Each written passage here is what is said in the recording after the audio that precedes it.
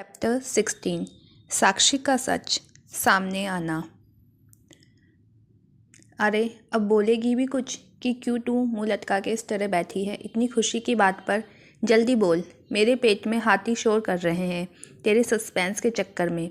पीहू इतना बोल अपने दोनों हाथ अपने चेहरे के नीचे रख उसे टुकुर टुकुर देखने लगती है। साक्षी अपने दोनों दोस्तों को देखती है जो बड़ी ही राजदारी के साथ आंखें मटका मटका के देख रही थी।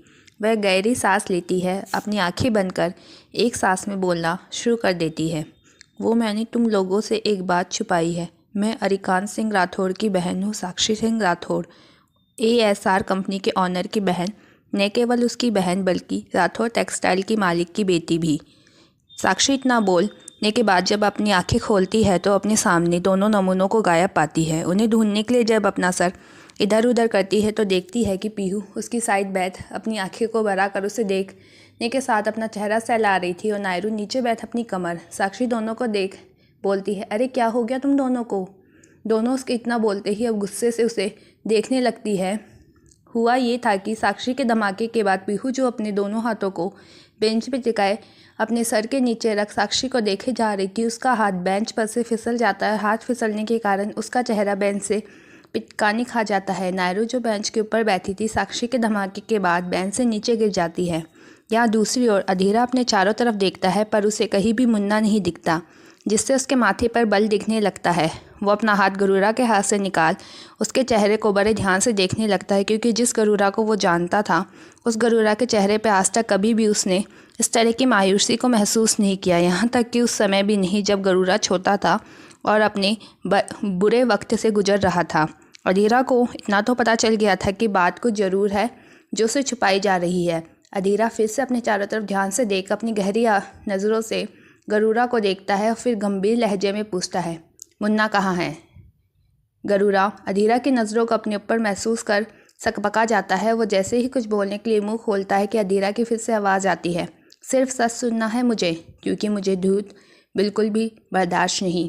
गरूरा गहरी सांस लेकर कुछ देर अधीरा को देखता है और शर्मिंदगी से अपना सर नीचे झुका बोलता है, बॉस भाई को किसी ने मार डाला। अधीरा ये बात सुन अपनी हैरान भरी नज़रों से गरूरा को देखता है, क्योंकि ये मानना बहुत मुश्किल है कि कोई मुन्ना को मार सकता है, वो भी तब जब सब जानते हैं कि मुन्ना ने केवल अधीरा के लिए काम करता है बल्कि वो उसका खास आदमी भी है।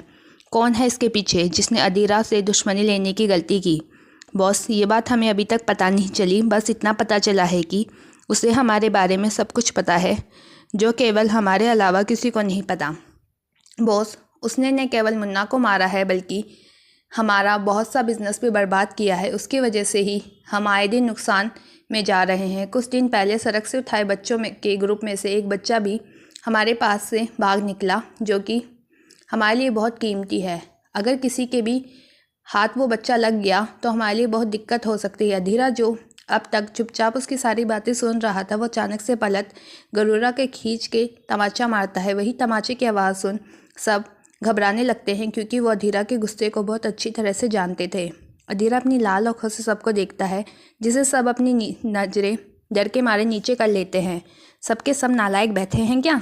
मैं इस लापरवाही के लिए तुम लोगों को पैसे देता हूँ? मेरा सबसे खास आदमी मारा गया, जिसे किसने मारा ये तक पता नहीं। फिर सारे बिजनेस कोई चौपट करता जा रहा है। अब तुम लोगों से एक 8 साल का बच्चा भी नहीं संभाला गया, जो तुम लोगों के रहते हुए भी भाग निकला।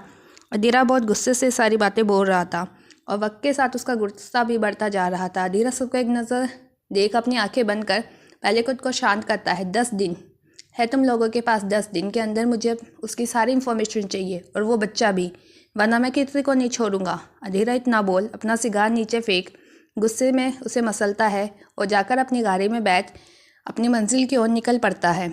यहाँ कॉलेज में साक्षी की बात सुन दोनों शॉक थी, क्योंकि नायरू और पीहू को बस इतना पता था कि साक्षी किसी रिच फैमिली से बिलोंग करती है, पर ये नहीं पता था कि इंडिया ही नहीं बल्कि टॉप कंपनी में, वो भी एक नहीं 2 कंपनी जो वर्ल्ड की टॉप 10 कंपनियों में शामिल है, उससे साक्षी का वास्ता हो सकता है। ये उन दोनों की लिए किसी बॉम्ब के धमाके से कम नहीं था। साक्षी का व्यवहार हमेशा से सादा और सिंपल ही रहा, न कोई घमंड न कोई झूठ, मुझ का दिखावा न अपने पैसों का रौब दिखाना, जिससे सभी को यही लगता था कि साक्षी ऐसे ही नॉर्मल परिवार से बिलोंग करती होगी। साक्षी उन दोनों को अभी देख ही रही थी कि एक तरफ से नायरू उसका बायां हाथ पकड़ती है और एक तरफ से पीहू उसका दायां हाथ, और शुरू करती है अपने सवालों का सिलसिला। नायरू साक्षी को अपनी तरफ खींच पूछती है, तूने हमसे ये बात क्यों छिपाई? पीहू दाई तरफ से खींचती हुई उसका चेहरा अपनी तरफ कर पूछती है, तो क्या तुम हो वो एकलौती बेटी राठौर खानदान की जिसे आज तक किसी ने नहीं देखा? नायरू फिर से उसे अपनी तरफ खींच, बता अब कुछ बोल क्यों नहीं रही? तभी पीहू वापस से उसे खींचती है और जैसे ही वो कुछ बोलने वाली होती है उससे पहले साक्षी जोर से चीखती है, अरे चुप करो तुम दोनों, सबसे पहले तो हाथ छोड़ो मेरा, कचुम्बर बना के रख दिया है। साक्षी अपना हाथ छुड़ा दोनों से अलग हो थोड़ी दूर खड़ी हो जाती है ताकि फिर से दोनों मिलकर उसके साथ खींचातानी का खेल ना करे। पहले दोनों शांत हो जाओ और आराम से पूछो, मैं भागी थोड़ी ना जा रही हूँ। हाँ तो बताओ, पहले क्यों नहीं बताया हमें? साक्षी फिर नायरू को देखती है, फिर बोलना शुरू करती है, वो इसलिए क्योंकि कभी ज़रूरत ही महसूस नहीं हुई, न तुम लोगों ने कभी पूछा, न हमारे बीच कभी इसकी ज़रूरत पड़ी। और मेरी पहचान इसलिए छुपाई गई है क्योंकि हमारे बहुत सारे राइवल्स हैं, जिसके कारण पापा ने हमारी पहचान छुपाई है। और तो मतलब हमारी दोस्त तो विक्टोरिया निकली। पीहू साक्षी को गले लगा ये बात बोलती है, जिससे नायरू और साक्षी दोनों मुस्कुरा देती हैं।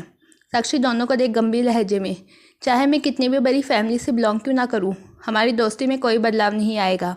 अरे क्यों आएगा, जैसे हम लोग पहले रहते थे वैसे ही। अबे 3 इडियट्स तो मिलाओ हाथ अपनी दोस्ती के नाम पर। नायरू इतना बोल अपना हाथ आगे कर देती है, जिस पर साक्षी और पीहू भी मुस्कुराते हुए हाथ रख देती है और फिर तीनों ग्रुप हग करती है। तीनों ग्रुप हग कर जैसे ही अलग होती है वैसे पीहू साक्षी से पूछती है, वो सब तो ठीक है पर तुझे तो इस बात की खुशी होनी चाहिए कि तू अपने भाई के अंदर ही काम करने का मौका मिल रहा है। नायरू के सवाल तो पीहू को भी सही लगता है, वो भी साक्षी को देखने लगती है। साक्षी पीहू का सवाल सुन उसे देखती है और बोलती है, वो इसलिए क्योंकि मुझे भाई के गुस्से से बहुत डर लगता है, क्योंकि वो बहुत ही ज़्यादा स्ट्रिक्ट है, उन्हें काम में थोड़ी सी भी लापरवाही बर्दाश्त नहीं, चाहे वो अपनी फैमिली वाला ही क्यों ना हो। उन्हें तो मैं बस राखी और भाई दूज के दिन ही देखती हूँ, बाकी दिन वो घर ही नहीं आते और जब भी आते किसी ना किसी की वाट लगा के जाते हैं।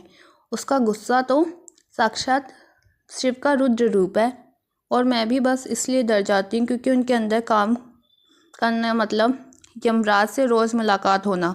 दोनों उसकी बात सुन मुंह खोले उसे देखने लगती है, क्योंकि जिस तरह से उसने अभी अरी पुराण पढ़ा है उससे उन दोनों को भी अब थोड़ा थोड़ा डर लगने लगा था। नायरू तो ये सुन अपना सारे कारनामे को याद करने लगती है जो उसने अरी के साथ किए थे। या दूसरी ओर अरी के हॉस्पिटल में अरी डॉक्टर के कैबिन में बैठा कुछ बातें कर रहा था और कैबिन से ही लगे कमरे में वो बच्चा आदि बेड पर सोया हुआ था। डॉक्टर अरी को कुछ ऐसी बातें बताती है जिसे सुन अरी का चेहरा एकदम सख्त हो जाता है और हाथों की नसें दिखने लगती है। तो ऐसा क्या बताया है डॉक्टर ने?